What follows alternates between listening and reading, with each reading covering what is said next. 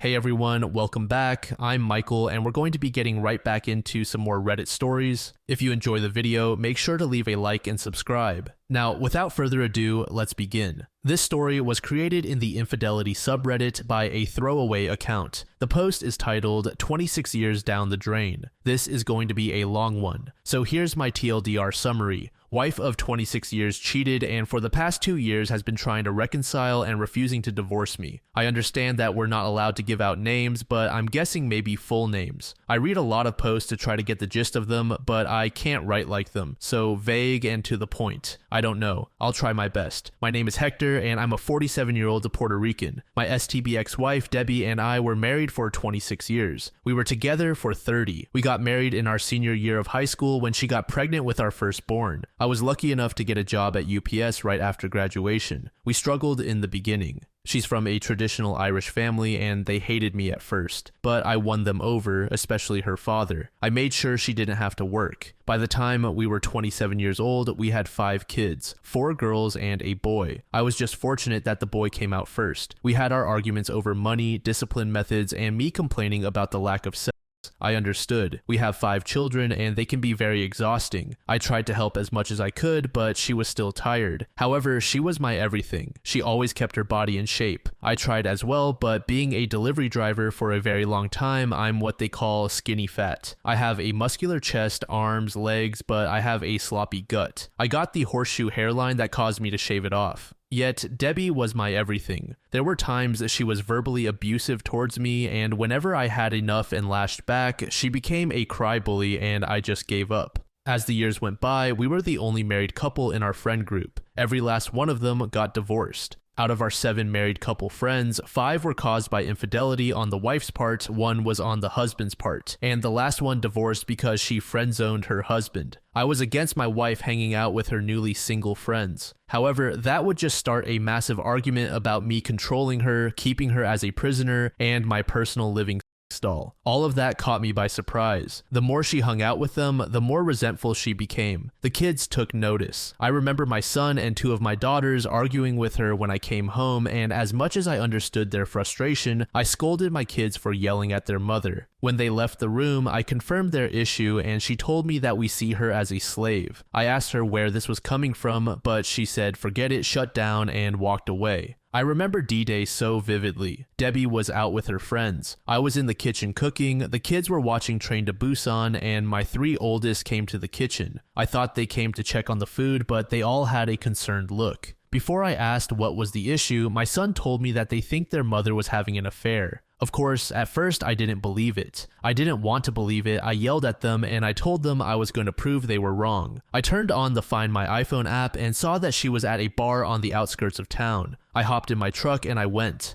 When I arrived at the bar, it was crowded, but I saw her circle of friends in the corner booth acting like drunk idiots. When I approached them, they all turned pale and that unsettling feeling hit my stomach. Since I didn't see her in the bar, I went outside and walked around the parking lot. There was a car in the back corner. It looked like the man in the driver's side was sleeping. A man who I thought was my friend. I approached the car to ask him if he had seen my wife, but when I got closer, it was obvious that he was getting a BJ, and the closer I got, the more I recognized the woman in the car. I was practically standing by the driver's side window and none of them noticed me. I lost my temper. I broke the window, dragged him out, and I wasn't civil. Debbie was screaming sorry over and over. I was yelling at her while kicking him. Cops showed up soon after that, and I was arrested for assault and battery. I spent a week and a half in county. I had to go into the infirmary because I thought I was having a heart attack, but it turned out I was suffering from broken heart syndrome. The news of what I did spread like wildfire. Eventually, my father-in-law bailed me out. The man was practically in tears when I stepped through those gates. He profusely apologized to me for his daughter's actions. During the drive home, he told me he spoke to my manager and union rep about the situation so I could still keep my job. He said that the kids had been staying with him and Debbie was waiting for me in the house. He said he knew what was going to happen, which was why he brought the truck. He was right. When we got to the house, Debbie ran to me crying and tried to hug me, but I shoved her so hard that she fell to the ground. She looked at me with shock. I told her to get her shit out of my house and I wanted a divorce. She tried to fight it, but her father convinced her otherwise. An hour after they left, my mother-in-law came with the kids and I hugged them all for dear life. She apologized for her daughter's actions as well before leaving. Now, in my state, there's mandatory couples counseling before granting the divorce, which in my opinion is complete BS. I don't understand why I have to go to counseling if she cheated. At the beginning of the sessions, I just sat there, listening to her drivel. That is exactly what it was, drivel. Blame shifting on the fact we were young parents and she never experienced the wild lifestyle, the freedom, and she got carried away. She got lost in it and her friends encouraged it.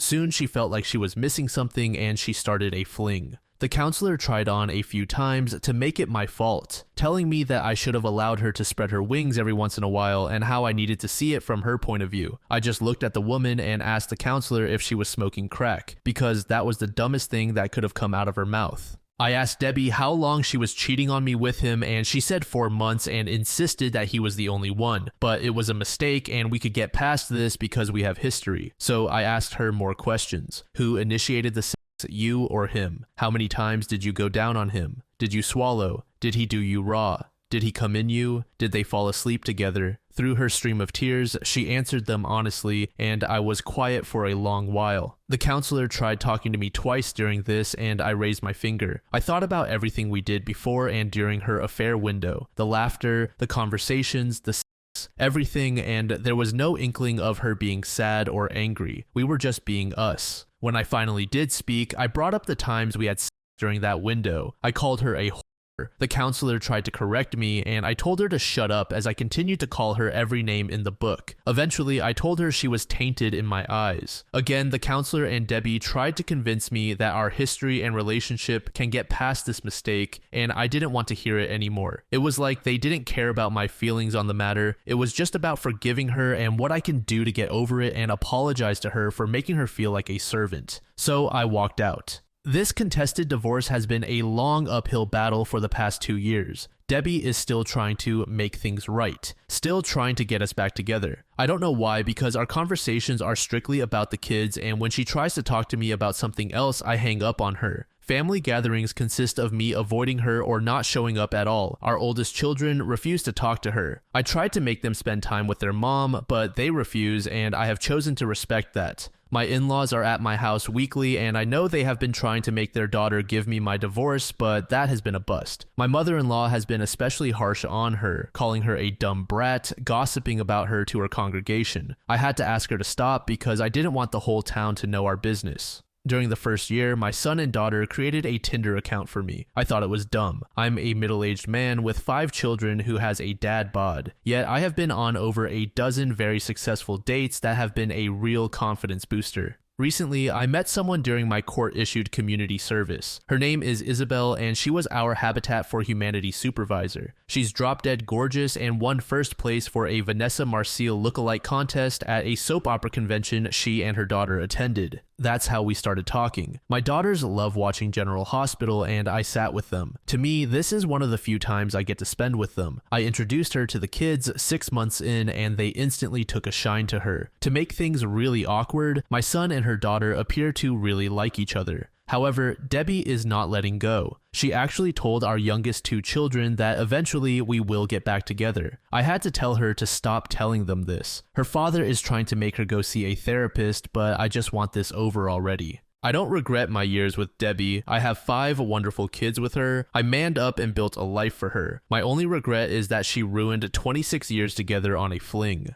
I regret that she thought she had me in a way that I was just going to let it slide and take her back. However, I do hate her. When I run into her old group of friends around town, I openly call them and homewreckers instead of their names. That love and respect that I had for her disappeared when I caught her in that car. She will always be the mother of my children and nothing else. I just hope that she can come to terms with that. Update. I hope this is where updates are placed. Apologies if it's not, and apologies if this sounds incoherent. I'm tired, sitting in the hospital on my 3rd can of Bang, waiting for my ex to be transferred into a mental hospital. My daughters are home, Isabel is sleeping beside me, and she hasn't left my side. My son has been with his mother after she left surgery. His girlfriend, Isabel's daughter, has been by his side as well. Last weekend was the start of this nightmare. The week prior was the lead up to my in-laws' 55th wedding anniversary, and they asked me to bring Isabel. Since we made it official, they have kindly asked me not to bring her to functions to avoid tension, and I obliged. This time, they asked if she could come. For the past month, my ex has been a bit erratic. She had several physical altercations with her old friends. One of them got a broken nose, one had a busted lip, and the last one was shoved out of a Circle K. Each time the police were called, and considering how small our county was, they just took her to her parents' house. I tried telling my in-laws that she should be taken to the hospital for evaluation. It even blew up into a shouting match, but in the end, I conceded. I should have fought harder. On Saturday, we all showed up at my in-laws' anniversary party, and to me, Debbie appeared off. I pulled her to the side, and it was the first time I had actually spoken to her. I asked her if she was alright, and she faked a smile, trying to tell me that she was okay, but I called her out on it, and she cried a little. She told me how sorry she was. She told me that she couldn't understand why she didn't tell her old friends to back off, or why she gave in to the peer pressure. She told me that she destroyed our family, and seeing how I am with Isabel only made her miss me more and wish she had appreciated what she had. When she said that, I felt fear in the pit of my stomach, or maybe it was anxiety. I should have kept asking if she was alright, but I was blindsided when Debbie formally apologized to Isabel for her actions and asked her to keep me happy because I'm a good man who deserves a good woman. During the party, Debbie went to each of our kids and I could see them making peace with her. I don't know what was said, but they hugged and kissed her. They were talking and laughing, even posed for a few pictures. Isabel and I were having a great time, and for once I thought about having cordial conversations with Debbie. It was 3 in the morning when I got the call. My sister-in-law was screaming in a panic, I could hear my mother-in-law crying, and then I heard my brother-in-law trying to calmly tell me that Debbie tried to end her life and they were on their way to the hospital. I rushed out of the house in my pajamas. Isabel and my daughters didn't need to ask what happened. My side of the conversation painted the picture, and my daughters were severely distraught. Debbie slit her wrists and would have bled out if it hadn't been for her brother needing to use the bathroom in the middle of the night. When I arrived at the hospital, my in-laws were not well. She lost a lot of blood and was in surgery to repair the arteries. I should have called my kids, but my mind was occupied. It took me seeing my son casually walking towards me to ask me why I was in the hospital when reality hit me, and I struggled not to cry as I told him what happened, and he ran towards the OR. I called the rest of my kids and they already knew.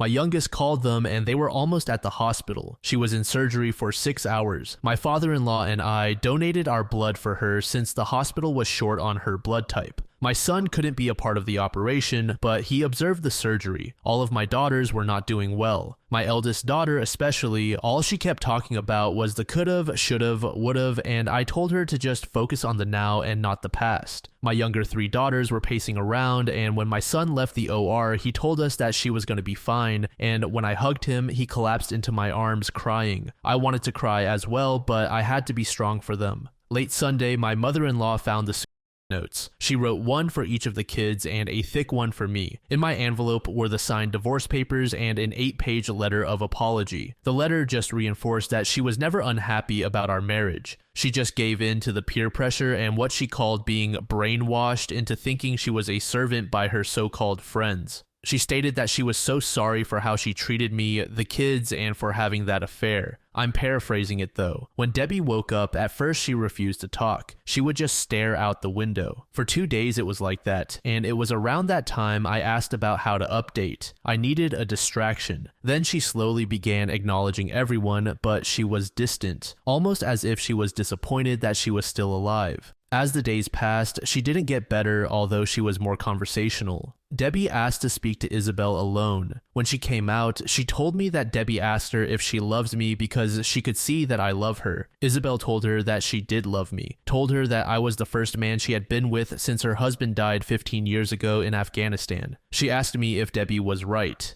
Did I love her? And I acknowledged it. This made her happy. Debbie is going to be in a mental hospital for observation. The doctor told her parents that it could be a year, maybe 2 before she gets released. She may no longer be my wife or the woman that I devoted all my love to, but she's still the mother of my children, and I'm going to make sure she gets better for our kids' sake. User DemonKey44 said, "Quite frankly, there is no upside to reconciliation. A 4-month affair requires a lot of planning, effort, and subterfuge. This was not a drunken one-night stand. She unilaterally opened up your marriage. You were exposed to STDs. Hopefully, your children are all your own. Now, she'll get half of all your assets and mandated alimony and child support. That's not fair. You were faithful. Don't put your head in a blender and try to make sense of her attempts at manipulation and blame shifting. There's no point. You kept your marriage intact. She chose to have affairs. One more thing, what kind of person gives a head in a parking lot to an AP? That's enough reason to divorce. A mom acting that sleazy, I'm female, makes me want to throw up. You think he was the only one? I don't. It is good you're getting out. You have nothing left to work with here. It's time to take your toys and leave. Go no contact or very low contact. There's nothing left for you in this relationship. Women are looking for loyal, honest partners. If you think you have found love again, be respectful to your GF and see where it goes. I hope that you've taken her off as your beneficiary and any bank accounts you may have. Even though you're still married, ask your attorney if you can make up a new will, leaving your things to your children when the divorce goes through. Good luck."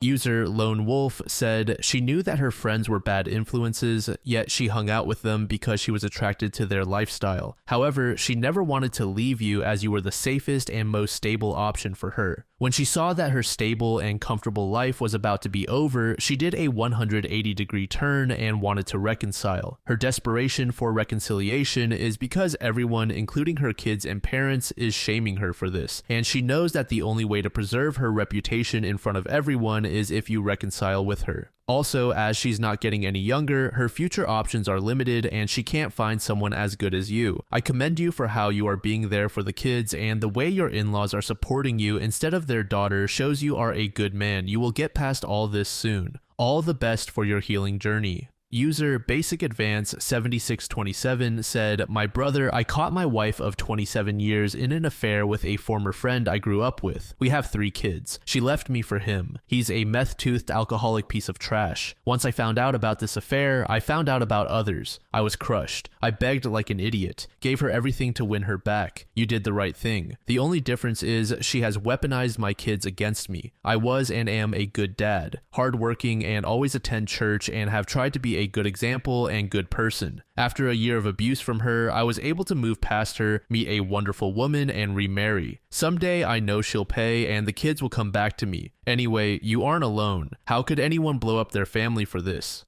User Independent Idea 190 said, "It sounds like you've got some really great kids, man. I would have done the same thing in your situation. Since infidelity is not illegal, which I personally think it should be given the damage it does to a family, every husband should be encouraged to kick the shit out of the AP to put the fear of God in anyone considering being with a married woman. If you're scared to do it yourself, there's always a friend in the bunch who's mean enough to do it for you. Hearing about these women going out for some strange like their miserable friends, getting caught and realizing they just ruined their lives for nothing. Her friends are the same lonely, desperate women you see all over TikTok. I doubt your STBX will ever be able to look at them the same after going through all this turmoil. No matter how much you try and keep the affair in the family, before long it's all over town. Women have a real hard time living with shame and guilt, and the only way they think they will ever feel better about themselves is if their husband forgives and takes them back. That is asking someone to do the impossible. They will forever be tainted. Dirty hoes to us. And unfortunately, if there are kids involved that are old enough to know what went down, they will never look at their mother the same. That's the only part that I feel a little compassion about. She'll never recover from that one. Good luck to you. I hope you find yourself a good woman to spend the rest of your life with." This next post was made in the same subreddit by a user named Affectionate Male 383. The post is titled, "I am 4 months pregnant with my first child and just found out I'm being cheated on. Hello, I am 25 and my husband is 27. We have been together since December of 2020 and got married in June of 2023. Right now, I am 4 months pregnant with our first child and I've just found out my husband is cheating on me with his coworker. The story is messed up because this coworker used to be my coworker. He and I met at the job he still currently works at, and we were engaged already when I got a different job. We have had a history of issues throughout our relationship, but infidelity was never one of them. We both have a lot of trauma based around cheating. I've experienced it before on several occasions, and his mom cheated on his dad, who was dealing with Parkinson's for years. He was devastated but never told his dad due to him being sick. When we got together, we established that cheating was a deal breaker for both of us, so we never worried about it. Fast forward to about 6 months ago, I saw messages on his laptop between him and this girl from work. They were not at all incriminating, but they had a flirty vibe and I didn't like it. He assured me they were just friends and he didn't take it like that, so I simply said I wanted to stop. A few weeks later, I saw messages again, this time being a little more flirtatious, to which I said he needs to stop this completely and make it known this isn't happening. He agreed and had exchanged words with her at work the following day. Apparently, she blew up and caused a scene at their job, telling everyone bad things about me and him to the point where my old co-workers were reaching out to me about it, so she and I ended up exchanging some not so nice words. 3 months later, he sits me down and tells me she sincerely apologized to him for everything and was wanting to apologize to me, to which I said no thank you. That began an argument about how he wanted to rekindle a friendship with her. We argued about this for 2 weeks, and at this point we already were aware I am pregnant, and I found it a coincidence she's apologizing now that I'm pregnant. I simply said I am not okay with them texting or being more than just co-workers, so act accordingly. Fast forward to the last few days, I work a healthcare job that I don't get off until 2:30 a.m. I got home the other night and my husband was in the shower. When I went to set my phone on the nightstand to charge, I saw a notification from this girl through Snapchat. When I opened the messages, they were sexting and she had sent him nudes. I flipped out and began to pack a suitcase, clearly losing my mind, and he talked me into staying and said he would tell me everything. I had been told that it was just texting for a few weeks and it was stupid. He was being stupid. We have been discussing this and what we want for the next steps to be for days. I have been leaning towards making things work with him, but had a gut feeling to speak to her. So I made him aware I was going to talk to her, to which he tried to talk me out of, and I didn't care. Once he knew I was going to no matter what, he broke down and told me that they would go to a private room at work on their lunch breaks and only make out, and this happened only 3 times. I had asked him numerous times if they had been physical, to which he said they had not been. I feel like I could have worked it out with him if I had known everything from the start and he was honest with me, but at this point I don't know anymore. Divorce is not scary to me. I am perfectly fine with leaving, I just don't want to. I love him and have envisioned my entire life with this man. He has not been excited or happy about this pregnancy, but we had agreed to keep it because I have always wanted to be a mom and was told by doctors there was a chance I wouldn't be able to. He has been very vocal about how he doesn't want this kid and then went and cheated on me as well. I don't know what to do because I feel like this kind of damage isn't something that anyone can bounce back from. Thoughts? User BiteMe717 said, sorry, but they've had sex, not just made out. Get tested for STDs and leave him. You are being played and manipulated. Let her have him and tell her thank you. Tell him that he will only get to visit your baby when someone else is around and she will never be around your child. They have been cheating for a while now. You will never get the truth and you will never trust him again. This is not a good environment for you or your baby. He doesn't love or care about you. If he truly did love you, he wouldn't have cheated. User Alternative Prior 9559 said, I'm so sorry, OP. It's the worst situation to be in and you're vulnerable as well. You tried and tried to warn him, but I can't help thinking that he had a big hand in escalating this with her. I want to be positive for you, I really do, but there are 2 huge red flags here that I can't see how you can overcome. Firstly, obviously, the affair. I doubt very much he's telling you the truth that it was only 3 times and just making out. Cheaters lie and gaslight. Right up until you told him you were going to see her, he continued lying. I think you have to assume everything he says is false. Have you had an STD test? I would urge you to do so. The second red flag is the fact that he was not excited about the pregnancy and very vocal about not wanting to be a dad. That would be the final straw for me. Your little unborn baby deserves so much better than coming into a world unwanted by his own father. I'm sorry, but your husband is a POS. I would go and see a lawyer as soon as possible and find out where you stand financially, with child support and custody, and file. This man is trouble with a capital T. He's a lousy partner and he's not even stepping up to the plate to be a decent dad. He's shown you who he is, believe him. You and your baby-to-be deserve so much better. User LuckyLog2212 said, just move on. He can't stop cheating. And if he leaves that job, he will find someone else to cheat with. That is who he is. He is exactly like all of the people he claims to despise. Just save yourself some time and heartache. They have had because he is just trickle-truthing you. He is just giving you a little more each time you threaten his relationship with her. So there is more. Just save yourself some time and start the divorce proceedings. After the baby is settled, leave that lying sack of excrement, but only on your terms and at your schedule. He has a problem with being truthful. That is the cause of your marriage's demise, not his cheating. That is just a byproduct of his not being truthful. That is the point that you need to make perfectly clear to him. Best of luck with the baby and moving forward. User WinterBlueberry232 said he chose her again and again and again after he knew you weren't okay with the relationship. You weren't okay with the way they were talking. He knew and didn't care enough to stop it for whatever reason. Then he lied to you about it. He's probably done much more than making out. If you want answers, ask her, and ask for proof if you need it. I wouldn't be able to come back from that, and I wish I'd left when I was pregnant and found out.